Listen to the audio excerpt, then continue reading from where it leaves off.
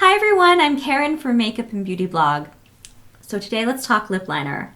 Let me tell you, if there is one thing in the world that makes me feel like the most clumsy person on the planet Earth, or perhaps in the entire universe, it's lip liner. And I don't know why, but it's so freaking hard, but in theory you wouldn't think it's hard. Like, what are you doing? You're taking a crayon, a lip pencil, and you are just tracing your lips. Like, seriously?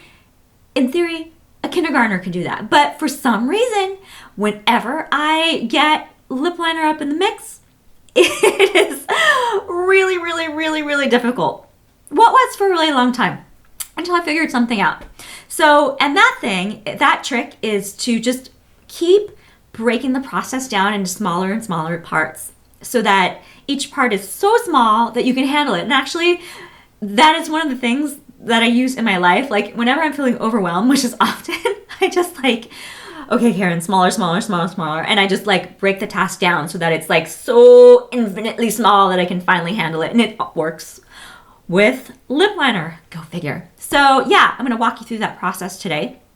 But before we do that, let's talk a little bit of prep. So anytime I'm going to bother with like lip liner or lipstick and a lip brush, I mean, it's a lot of work, right? So I like to prep my lips first, and the way that I do that is I just put a little lip balm. This is Nuxe Reve de Miel, which is amazeballs. This is my favorite lip balm at the moment.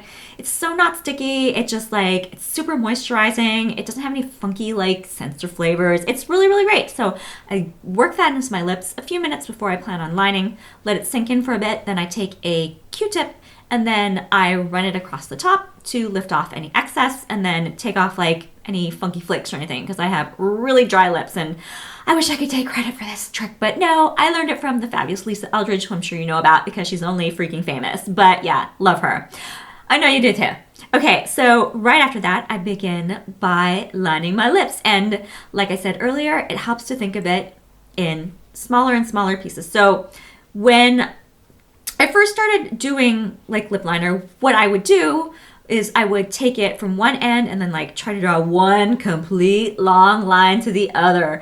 And apparently this is not the way to go, at least not for me. So I start now with my upper lip and then I work onto my lower lip.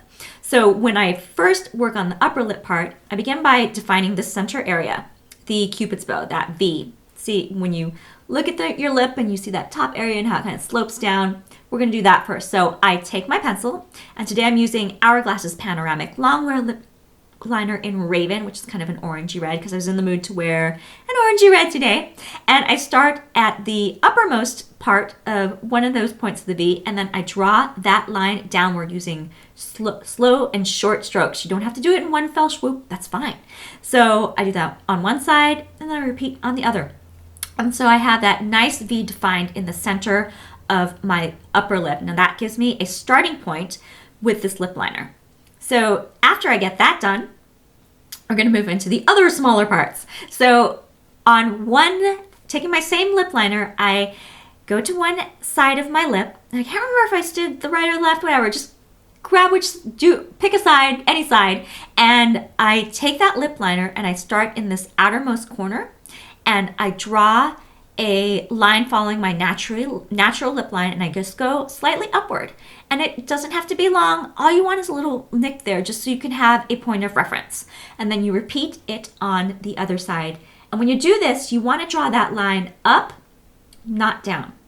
And the reason why you do that is because you want to be able to follow the very edge, and you want to make the lips look as full as possible. Well, at least I do. So that's what I do. I draw that little nick going up.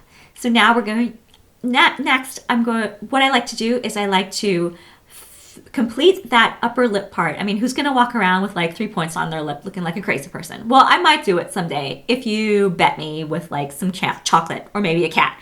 But anyways, so I take that lip liner and then I grab a finger. This is a really great trick to have.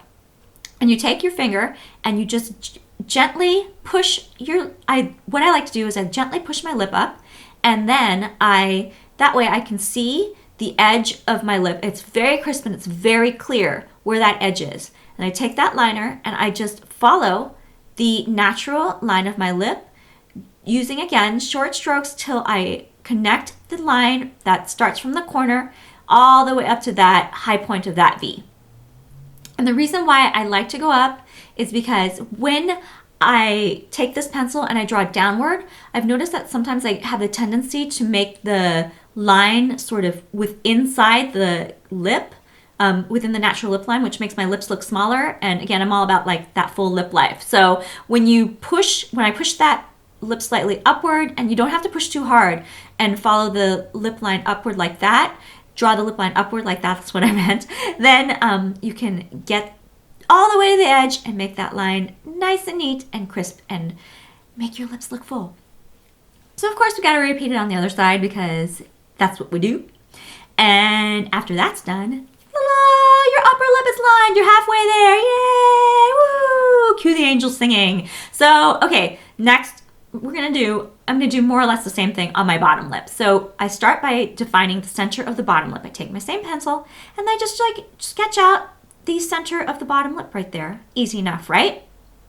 And then I grab it again, and then on one side I sketch out the corner, and I usually like to take again, just to press the skin slightly downward so I can see the edge, and I sketch this time drawing the line up into the corner. And then I do that on the other side. And then I connect the dots. So I just take my pencil and I connect that end part to the center part of my lip. And I repeat on the other side. And there you have it. Perfectly lined lips. So of course you're not going to walk around like this, right? You're going to fill everything out. So what I did is I used a lip brush to apply Lady Danger for life, y'all. It's a reddish orangey matte lipstick from MAC, and I love it. And it's got that vintage feel. So I use a lip brush to apply this all over my lips. I do one layer, then I usually blot, then I do another layer if I'm feeling it, just to make everything a little bit more intense and so that my lipstick lasts longer.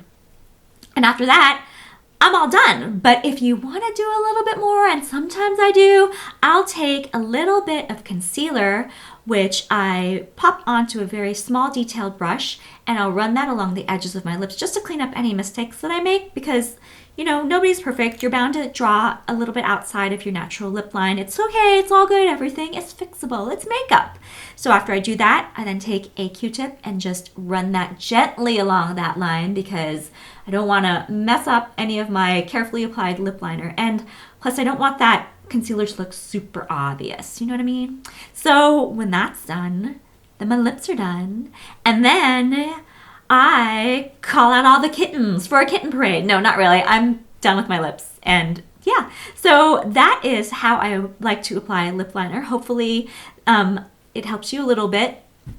So next time you try a dark or a bright or a red lip, give these tips a go and let me know how it turns out. I hope that it works out for you.